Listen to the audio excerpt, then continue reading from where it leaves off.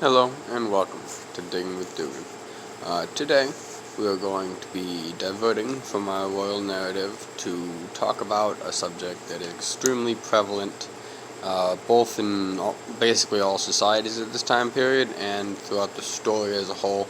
It'll be there basically at all times, whether it's playing part in the events or it's just like a background thing that supports the mechanisms that hold up society. It's here the whole time, and that is the institution and the practice of human slavery. Now, in the United States, when you say the word slavery, we have a certain image in mind. That's not entirely an improper image to come to mind, but note you that our experience with slavery is vastly different to that of the past, at least in a few key ways. And it gives us a lot of preconceptions on what to expect when we talk about slavery in the ancient world. Now, the kind that we dealt with was it was kind of bound at the hip to their justifications for it, which it goes into systemic racism, and though that's a whole different spiel to go down. Now, in ancient Egypt, first, we must address that most people were among the lower class, and in the lower class there's a few rungs on it, but your standard of living in the whole of the lower class, whether you're a peasant or a slave, it's pretty similar.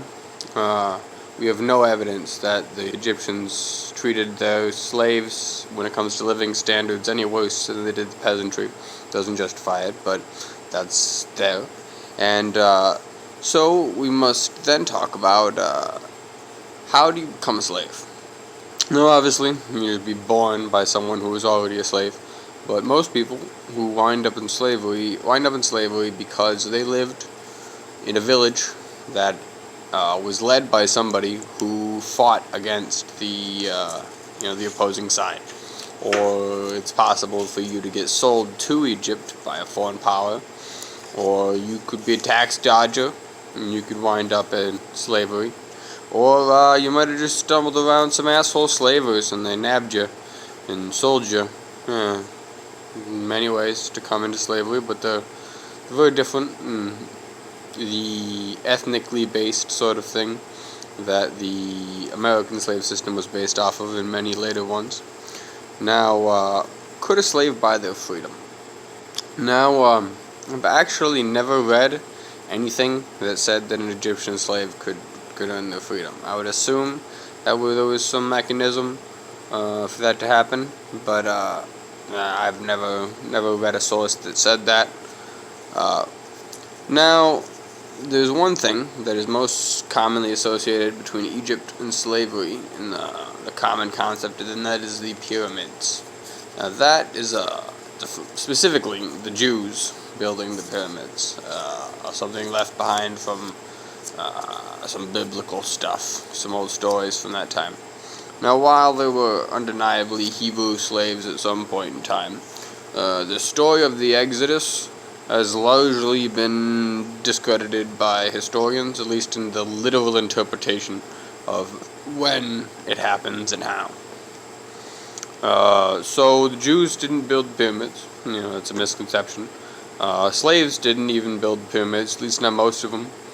But slaves did form an integral part of likely feeding and housing the people who did build the pyramids. The people who build pyramids were skilled craftsmen. We have their graves. So, at least the ones who got crushed by rocks. So, we can confirm most of the people were free. There were a few times when pharaohs went out and stole a bunch of slaves specifically to build a pyramid. But that's the exception and not the rule. Now, how did the Egyptians justify owning slaves? In our country, we said it was on racial supremacy. How did they do it? Well, they sort of had a bit of racial supremacy in there, but it was like a very nitpicky sort of supremacy.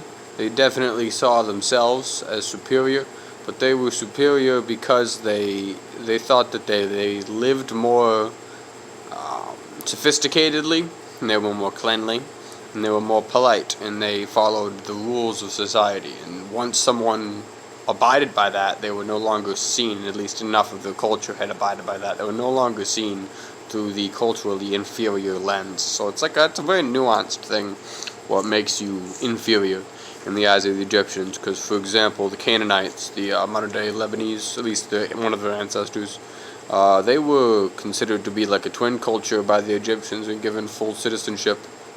So some people could get past it. Now, that said, let's see, one last tidbit, and that is an unlikely partner in the institution of slavery is the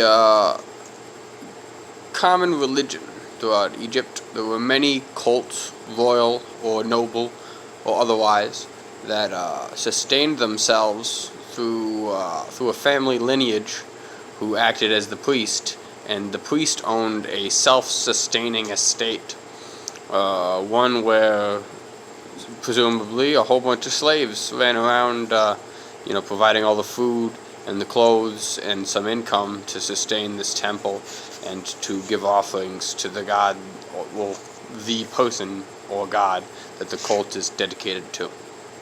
And so, yeah, that's some information on the institution of slavery in Egypt. Hope you have a good one.